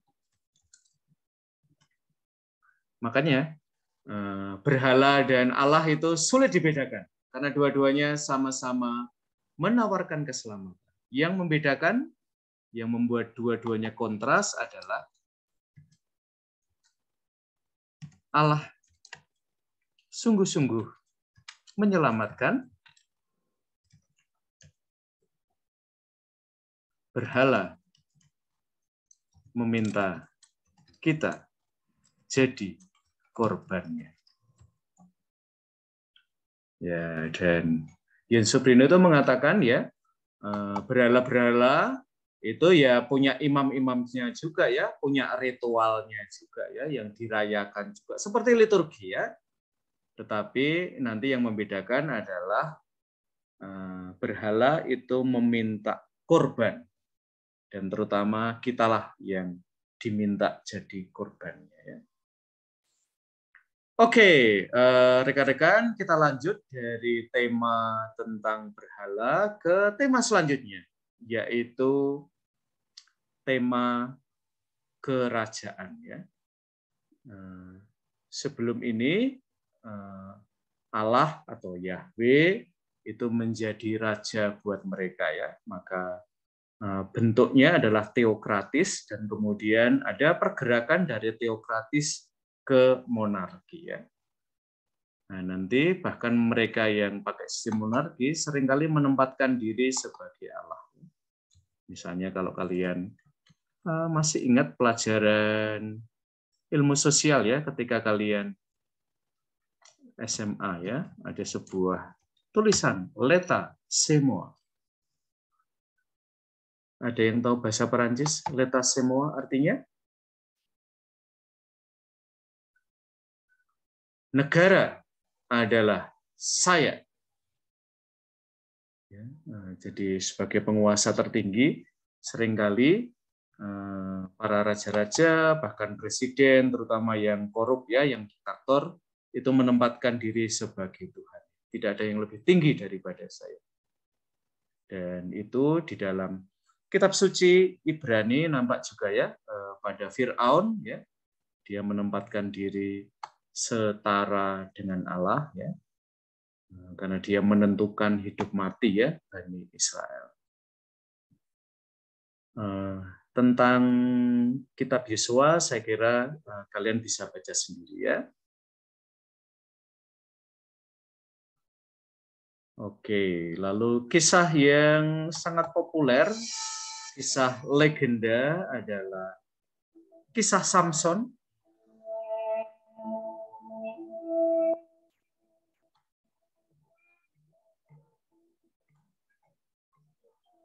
Jadi seringkali ada kisah-kisah yang sangat hidup, ya, di kalangan umat.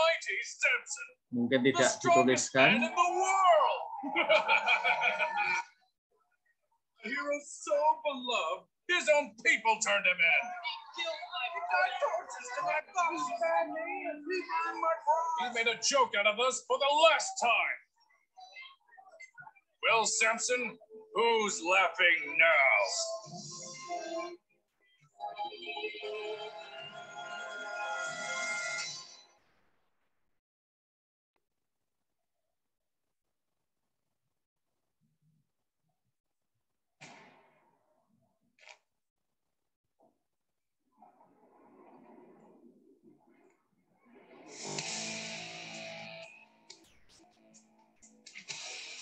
Don't worry, it's just a donkey's jawbone.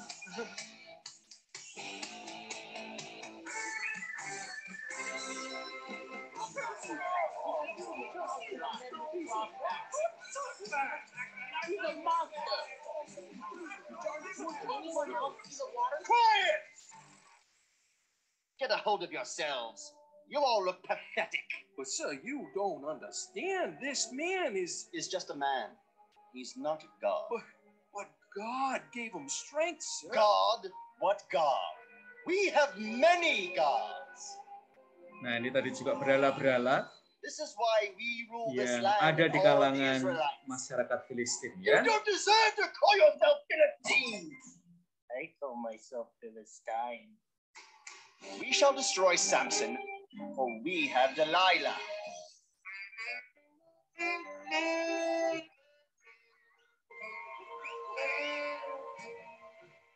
It will cost you.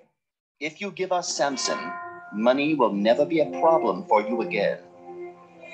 His God might have given him strength to serve his people. Nah, nanti but he terutama kalau supported it kalian time and again belajar to chase feminisme, women, ya, kita harus Philistine women. lebih hati-hati, ya, ketika This will perempuan be his ditampilkan secara stereotypical, ya, sebagai penggoda dan seterusnya, ya. Dan kadang-kadang ini masih berlanjut, ya, di dalam agama.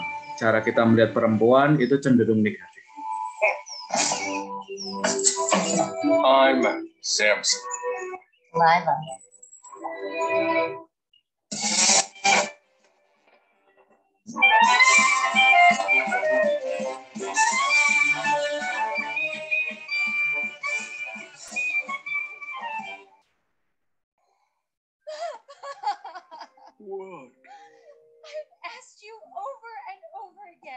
but you keep lying to me. Where does your strength come from? You know, if you don't trust me, just say it and we're done. I tell you, just let me sleep. Okay, the secret to my power is in my... Seriously? Yes, now just let me.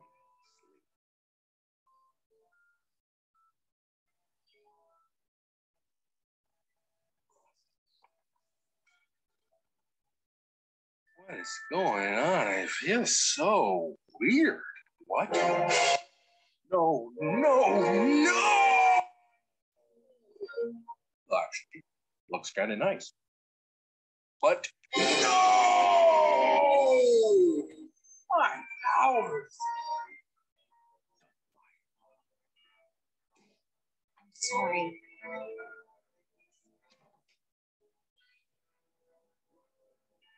Are you still mad about the whole box thing?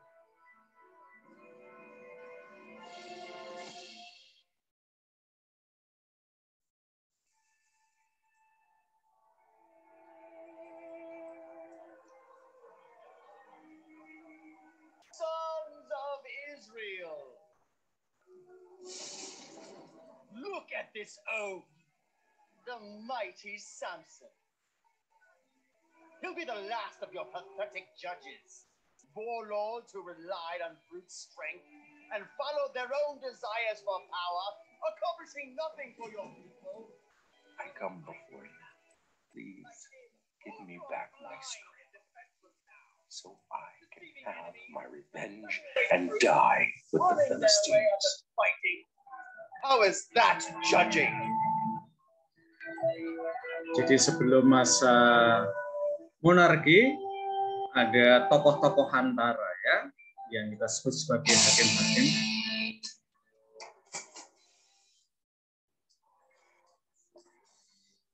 Mereka seringkali sebenarnya lebih mewakili sebuah suku, tetapi kemudian dalam penulisan sejarah Israel mereka nanti mewakili seluruh bangsa.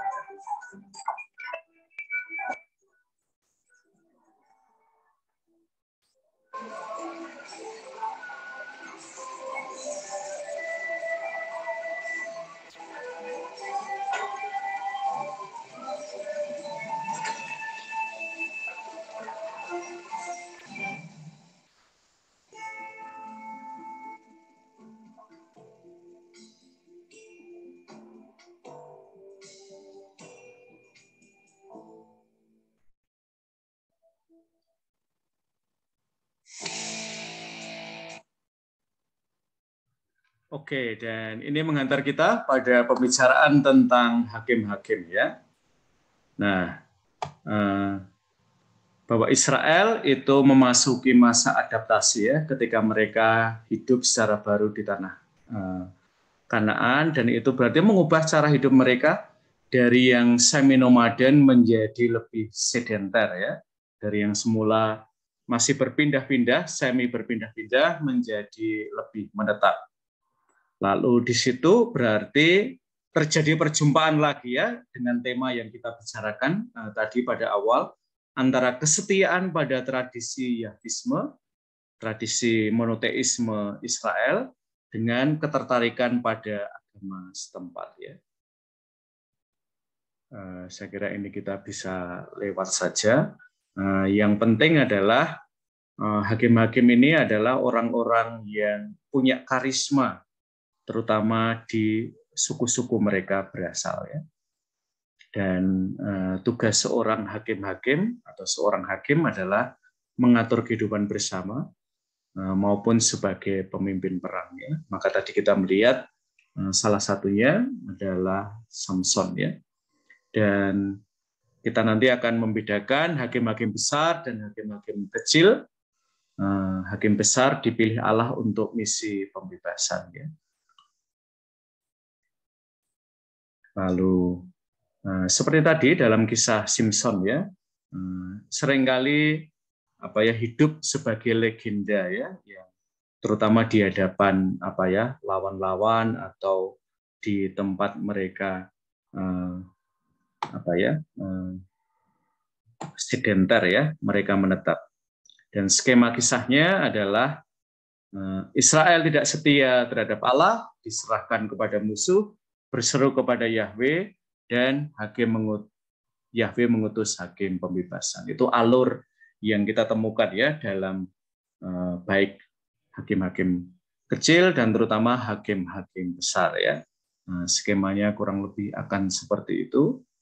Dan nanti kitab Samuel akan menghantar kita pada perjuangan yang lebih lanjut ya, ketika bentuk teokratis tidak bisa dipertahankan lagi dan kemudian bentuk monarki yang dipilih. Ya. Maka sekarang kita tutup dulu ya slide-nya. Kita akan coba tanya kalian. Apakah ada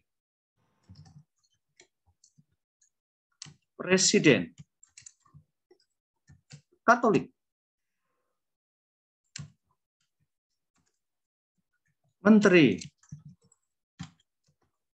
Katolik, rektor Katolik, kaprodi Katolik, dosen Katolik?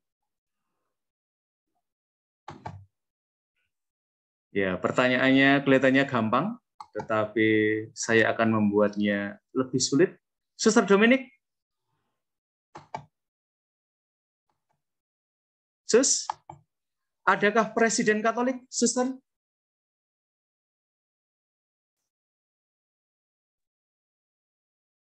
Terima kasih, Romo. Ya.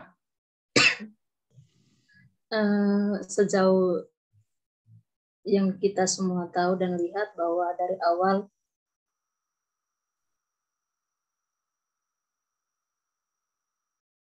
yang kita tahu Katolik. Dari awal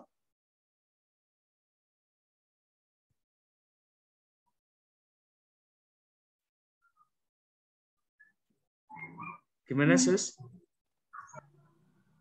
Halo, Romo, suara saya terdengar?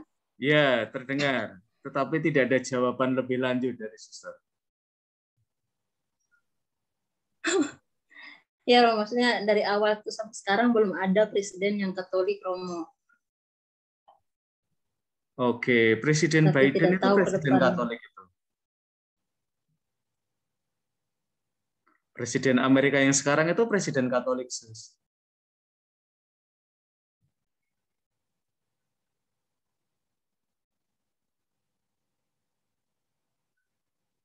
Kapan seorang presiden disebut Katolik, Suster?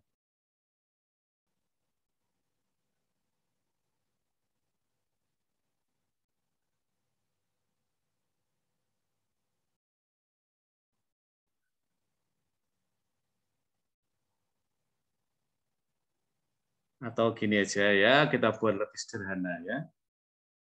Suster tadi nonton videonya Alvin kan?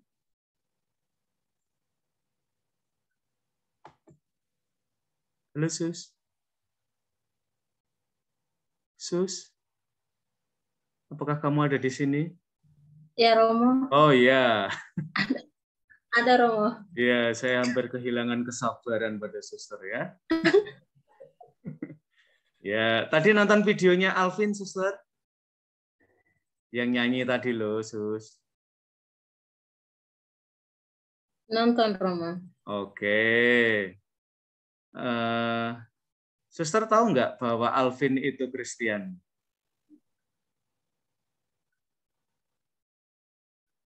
Ya, dari namanya ya, Alvin Jonathan ya. Jonathan itu temannya Daud ya.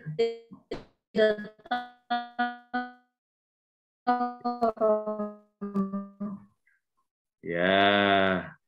Kira-kira kalau Suster tahu bahwa Alvin itu Kristiani, Suster akan lebih milih dia daripada penyanyi lain yang tidak Kristiani nggak, Sus?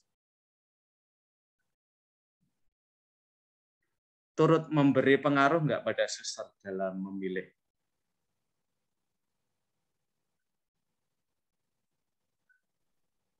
Bagi saya itu entah Kristiani ataupun bukan Kristiani tidak menjadi pengaruh ya Romo. Untuk memberi satu pilihan ya, ketika kalau memang penampilannya sangat baik, memuaskan dan sangat memberi hiburan untuk semua orang, tidak perlu harus dia Kristiani baru saya bisa memilih, itu tidak Romo. Oke, kalau suster melihat banyak penonton memilih salah satu kontestan karena satu agama dengan dia, suster akan bilang apa? Kan kita sering ya kalau lihat di komentar-komentar di YouTube ya, misalnya karena penampilannya sangat pakai kostum gamis ya, lalu yuk didukung yuk, jangan sampai kalah nih calonnya.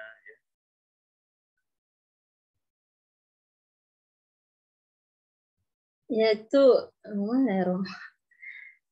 tergantung dari pribadi masing-masing ya Romo. Kalau mungkin mereka melihat bahwa mereka lebih melihat dari sisi agamanya, ya itu tergantung dari mereka saja sih Romo. Oke ya, suster tidak melihat itu sebagai masalah bahwa orang pada akhirnya lebih terikat secara primordial ya, entah itu suku, agama, ras, antar budaya, sehingga nanti orang-orang yang tidak satu suku, tidak satu agama, tidak satu ras, tidak satu antar, tidak budayanya sama, lalu cenderung tidak kita pilih betapapun berkualitasnya orang itu.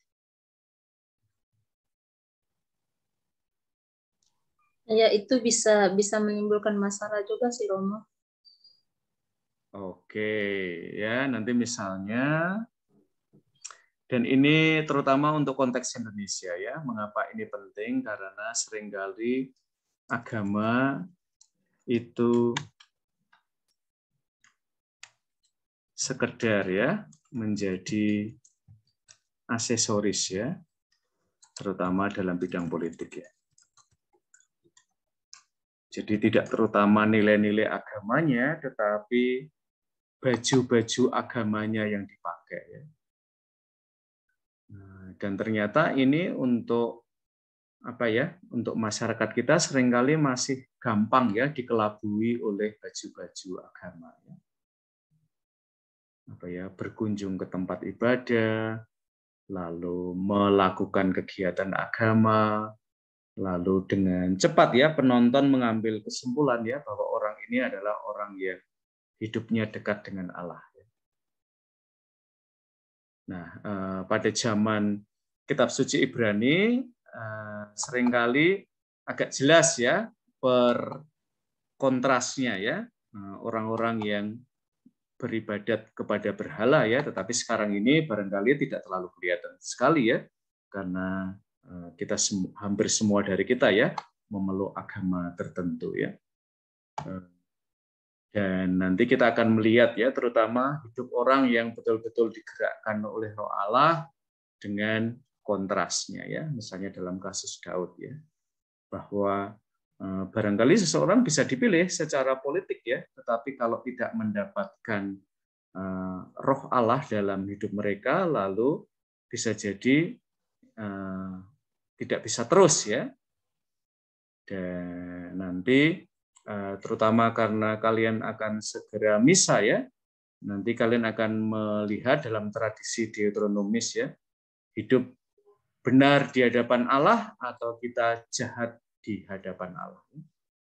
Maka nanti kalian akan diberikan pilihan, hidup atau mati, berkat atau kutuk ya.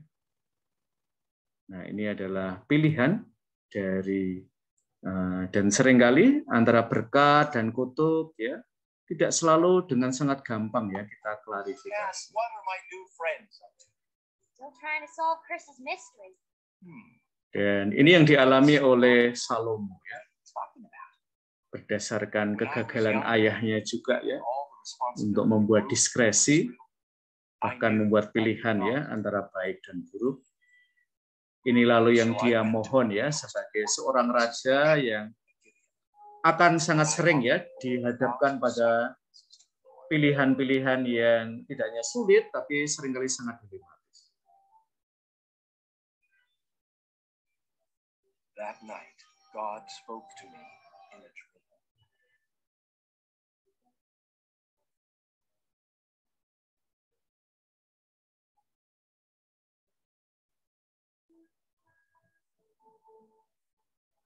Solomon, ask for anything you want, and I will give it to you.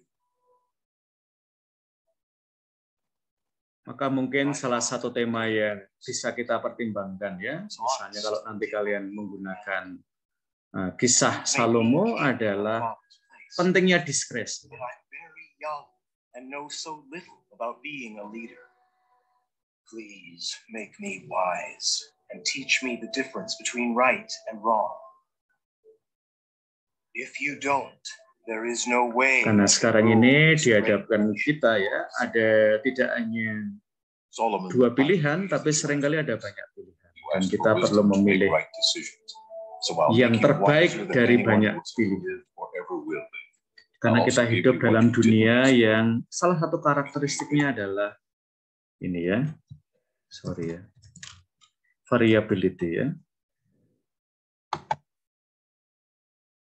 Jadi ada banyak keragaman.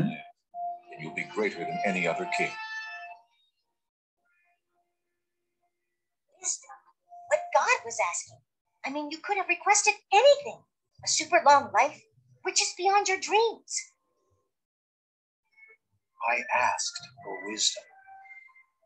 And God will grant the same to anyone if he asks from his heart. With all your heart. Wisdom dalam kitab suci Ibrani itu ditempatkan melampaui pengetahuan. All you do, and he will show you which path to take. Is your trust in God, or is it in Chris?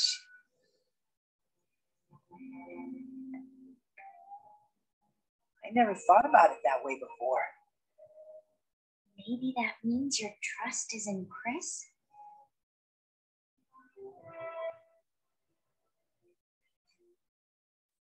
Oke, maka salah satu doa yang sangat populer adalah Tuhan berilah saya kebijaksanaan untuk mengetahui hal-hal yang dapat saya ubah dan hal-hal yang tidak dapat saya ubah ya, dan kebijaksanaan untuk membedakan mana hal-hal yang dapat saya ubah dalam hidup saya dan mana hal-hal yang tidak dapat saya ubah dalam hidup saya.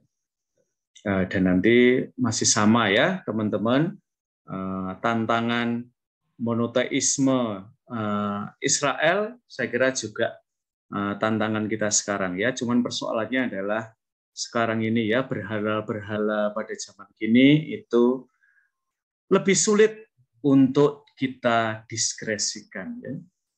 Karena betul-betul ya menawarkan keselamatan, apakah itu kesuksesan, apakah itu kekayaan ya. Dan ini adalah salah satu ya kisah Elisa yang juga sangat terkenal ya. Terutama kalau kita mempertimbangkan bahwa keselamatan Allah itu menjangkau tidak hanya gereja Katolik kalau dalam konteks sekarang ya, melainkan juga keselamatan Allah itu juga menjangkau semua orang ya, apapun latar belakang religius. Nah, kisah Naaman yang disembuhkan oleh Nabi Elisa dari Israel bisa menjadi salah satu teks yang bisa kita gali.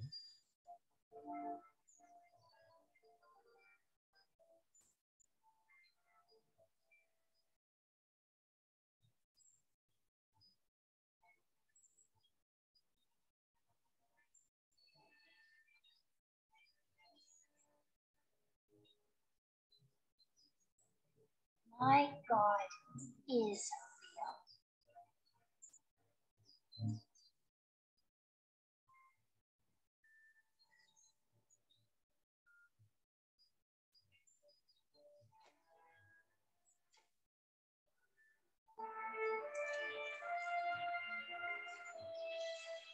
Joy, he's doing what Elisha said? Yeah.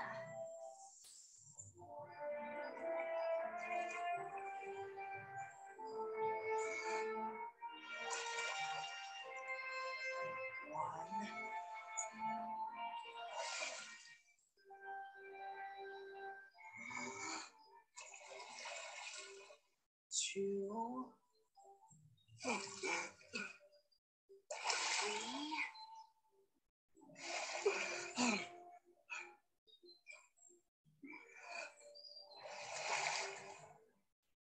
four, five,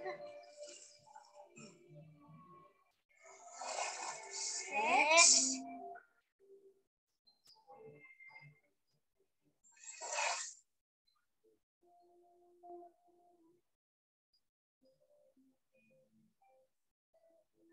dan nanti ini mengantar kita pada keselamatan,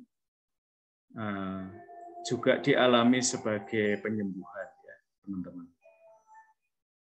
Dan terutama dalam gereja Katolik, kita pantas bersyukur ya, terutama pada tarekat para suster ya, yang memiliki banyak rumah sakit. Keselamatan menjadi konkret ya, keselamatan yang tidak membawa penyembuhan itu menjadi miskin ya, arti keselamatan.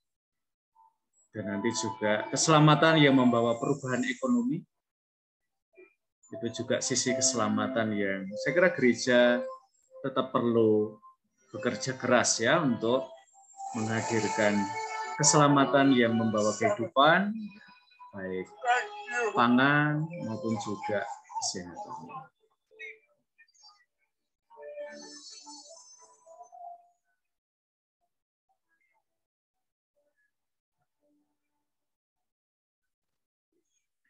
Oke, sebagai akhir, ya, saya mau cerita pengalaman seorang teman saya dari Afrika ya, yang baru saja selesai kuliah doktor dari Amerika. Dan setelah lulus, dia pulang, dan ketika pulang dia disambut oleh warga seluruh kampung ya, dipestakan kepulangannya karena ada seorang dokter baru dari desa itu ya. Hari berikutnya, warga desa itu membawa orang-orang sakit ke situ, ke tempat dokter teologi itu. Dan mereka menanti dokter di bidang ilmu ketuhanan itu mau ngapain dengan orang sakit. Dan dokter itu bilang kepada para warga desa, Anda saya kira salah tangkap ya. Saya itu dapat gelar doktor, bukan dokter ya. Maka silakan Anda pulang ya. Saya nggak bisa nyembuhin orang sakit ya. Dan ini jawaban dari para warga yang sudah datang membawa orang-orang sakit itu ya. Mengapa Anda belajar sesuatu yang tidak dibutuhkan oleh kami para warga? Kami membutuhkan dokter dan bukan dokter teologi. Rekan-rekan, kita akhiri pertemuan kelas ini. Silahkan kalian mendalami bagian-bagian yang barangkali saya lewati dari mata kuliah. Oke, sampai ketemu dan selamat memasuki Rabu Abu. Terima kasih semuanya. Terima kasih. Terima kasih Romo.